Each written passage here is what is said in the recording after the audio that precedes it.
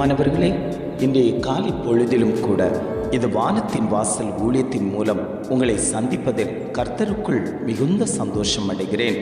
என்னுடைய குடும்பத்தில் எந்த ஒரு அதிசயமும் நடக்கவில்லையே, நான் அதிசயத்தையே எதிர்நோக்கி பார்த்து கொண்டிருக்கிறேன்.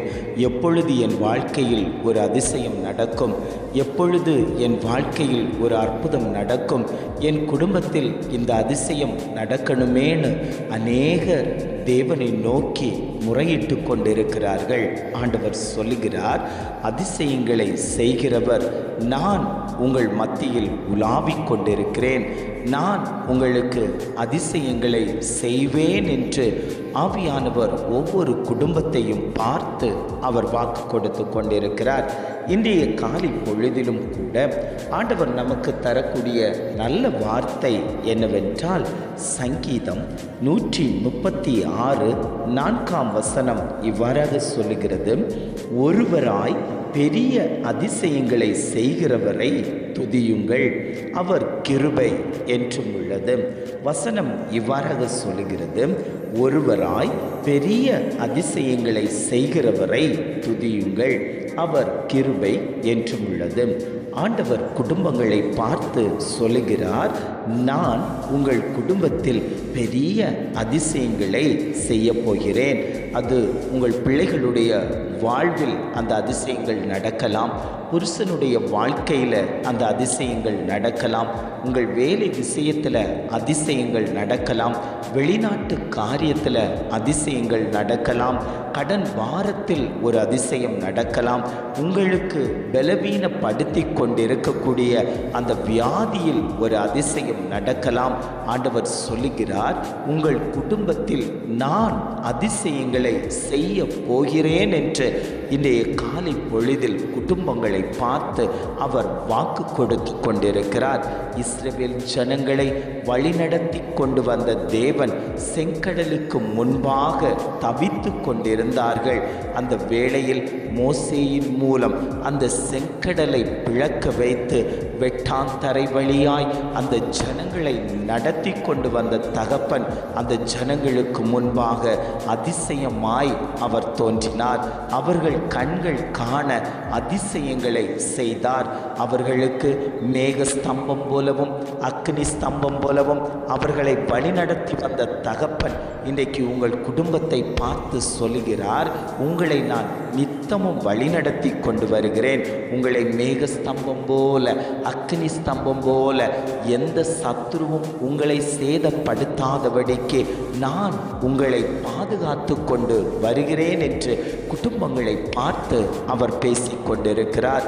ஆண்டவர் சொல்லும்போது சொல்லுகிறார், அநேக முறை சத்துருக்கள் உன் குடும்பத்தில் எழும்பினார்கள், உன் குடும்பத்தை வீழ்த்த வேண்டும், உன் குடும்பத்தை அழிக்க வேண்டும், இந்த குடும்பம் இல்பொருளாக வேண்டும் என்று நினைத்து அநேக முறை எழும்பின சத்துருக்களை நான் முறியடித்து உன் குடும்பத்தில் அதிசயத்தை நடப்பித்து வைத்திருக்கிறேன். இன்றைக்கு நீ ஜீவனோடு இருக்கிறது ஆண்டவருடைய சுத்த கிருபை. நாம் நிற்பதும் நிர்மூலமாகாமல் இருப்பதும் அவருடைய சுத்த கிருபை. அந்த கிருபை மட்டும் இல்லை என்றால் நாம் என்றைக்கோ மண்ணோடு மண்ணாக மட்கி போயிருந்திருப்போம். ஆண்டவர் சொல்கிறார், உன் ஜீவனை பாதுகாத்து வைத்திருக்கிறேன். அந்த ஜீவன் இன்றைக்கு உன்னோடு பேசி கொண்டிருக்கிறது. நான் உன் மத்தியில் உலாவிக் கொண்டிருக்கிறேன். நான் உன் குடும்பத்தில் அதிசயங்களை செய்து கொண்டிருக்கிறேன். மனிதன் அல்ல செய்வது, உன் பிள்ளைகள் அல்ல செய்வது, உன் புருஷன் அல்ல செய்வது, உன் மனைவி அல்ல செய்வது, உன் நட்புகள் அல்ல செய்வது, உன் சொந்த பந்தங்கள் அல்ல செய்வது, நானே உனக்கு செய்து நானே ஒருவராய் நின்று நான் உன் குடும்பத்தில் அதிசயங்களை செய்து கொண்டிருக்கிறேன். அந்த அதிசயமான தேவன் உன் மத்தியில் உலாவிக் கொண்டிருக்கிறார். எத்தனை பேர், ஆண்டவரே நீர் அதிசயமானவர், அற்புதங்களை செய்கிறவர், என் குடும்பத்தில் இருப்பதற்காக நாங்கள் உமக்கு நன்றி பலிகளை செலுத்துகிறோம் என்று என்று சொல்லி எத்தனை பேர் அவரை வாஞ்சியோடு விருப்பத்தோடு அவரை பிடித்து கொள்ளுகிறீர்களோ அத்தனை பேர் குடும்பத்திலேயும் ஆண்டவர் அற்புதங்களை செய்ய போகிறார். ஏனென்றால் என் ஜனங்கள் ஒருபோதும் வெட்கப்பட்டு போகக்கூடாது என்பது ஆண்டவருடைய விருப்பம்.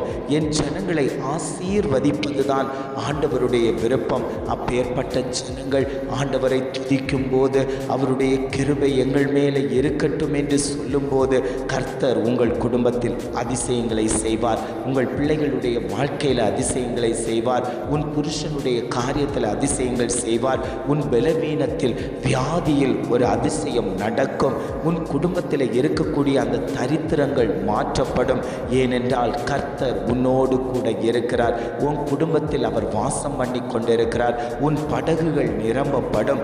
உன் படகுகளினால நன்மைகளை கொண்டு வந்து போடுகிற கர்த்தர் இன்னைக்கு உன் மத்தியில் வாசம் பண்ணி கொண்டிருக்கிறார். அந்த தகப்பன் தான் சொல்லுகிறார், நான் நன்மைகளை உண்டு பண்ணி கொடுத்து அவர்களை அதிசயமாய் நடத்தி வருகிற நல்ல தேவன் என்பதை அவர்கள் அறிந்து கொள்ளும்படிக்கு அவர்கள் என்னை துதிப்பார்கள்.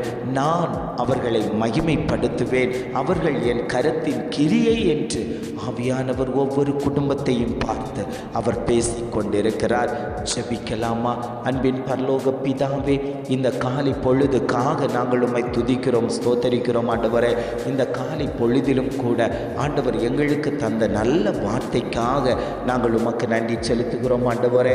ஒருவராய் பெரிய அதிசயங்களை செய்கிறவரை துதியுங்கள், அவர் கிருபை என்றும் உள்ளது என்று அழகான ஒரு வாக்குத்தத்தமான வார்த்தையை எங்கள் குடும்பத்துக்கு இன்றைக்கு தந்திருக்கீங்களே ஆண்டவரே. அதற்காக நாங்கள் உமக்கு நன்றி செலுத்துகிறோம். ஒருவராய் எங்கள் குடும்பத்தில் அதிசயங்களை செய்து கொண்டிருப்பதற்காக நாங்கள் உமக்கு நன்றி செலுத்துகிறோம் ஆண்டவரே. நீர் அதிசயங்களை செய்யுங்கப்பா. ஒவ்வொரு காரியத்திலையும் அதிசயங்களை செய்யும்படியாய் நாங்கள் ஜெபிக்கிறோம் ஆண்டவரே. இதை கேட்டுக்கொண்டிருக்கக்கூடிய ஒவ்வொரு குடும்பத்திலேயும் தேவக்கரம் வைக்கப்படும்படியாய் நாங்கள் ஜெபிக்கிறோம் ஆண்டவரே. தேவநாமம் மகிமைப்படட்டும். அவர்கள் விரதாவாய் போய்விடாதபடிக்கு கர்த்தர் அந்த குடும்பத்தில் எழுந்தருளும்படியாய் நாங்கள் ஜெபிக்கிறோம் ஆண்டவரே. உம்முடைய கிருபை அந்த குடும்பத்தில் ஊற்றப்படட்டும். உம்முடைய கிருபைக்குள் நாங்கள் இருப்பதற்கு தேவன் இரக்கம் பாராட்டி விட்டதற்காக நாங்கள் உமக்கு நன்றி செலுத்துகிறோம் ஆண்டவரே. இம்மட்டுமாய் நடத்தின தகப்பன் இனியும் நீர் அவர்களை நடத்தும்படியாய் நாங்கள் ஜெபிக்கிறோம். எங்களை தாழ்த்தி தருகிறோம். துதி கன மகிமை எல்லாம் உமக்கே செலுத்துகிறோம். மீட்பர் இயேசுவின் மூலம் ஜெபம் கேளும் நல்ல பிதாவே. ஆமென், ஆமென்.